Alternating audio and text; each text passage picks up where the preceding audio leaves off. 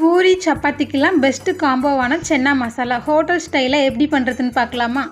1 cup கொண்டக்கடலையை 8 மணி நேரம் ஊற வச்சு அது நல்லா ஊறினதும் ஒரு குக்கருக்கு மாற்றி அது கூடவே கொஞ்சமாக உப்பு சேர்த்து மிதமான சூட்டில் 4 விசில் வச்சு எடுத்துடலாம். ஒரு பேனில் எண்ணெய் ஊற்றி சூடானதும் அது கூடவே நறுக்கின வெங்காயம் சேர்த்து நல்லா வதக்கிடலாம். வெங்காயம் நல்லா பொன்னிறமானதும் அது கூடவே நறுக்கின 2 தக்காளி சேர்த்து நல்லா வதக்கிடுங்க. கூடவே 1 ஸ்பூன் மிளகாய்த்தூள், 1 ஸ்பூன் தனியாத்தூள், மஞ்சள் தூள், கரம் மசாலா சேர்த்து நல்லா மிக்ஸ் பண்ணிடுங்க. இது ஆறுனதும் ஒரு மிக்ஸி ஜாருக்கு மாற்றி அரைச்சி எடுத்துகிட்டு வந்துடலாம்.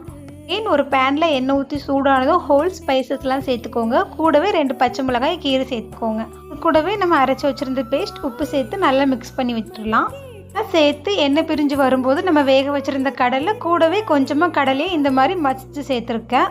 இந்த மாதிரி பண்ணும்போது கிரேவி நல்லா திக்காக கிடைக்கும். கூடவே 1/2 லெமன் கொத்தமல்லி தூவி இறக்குனீங்கன்னா சூப்பரான ஹோட்டல் ஸ்டைலில் சென்னா மசாலா ரெடிங்க. கண்டிப்பாக இதே மாதிரி நீங்களும் ட்ரை பண்ணி பார்த்துட்டு எப்படி இருந்துச்சுன்னு கமெண்டில் சொல்லுங்கள்.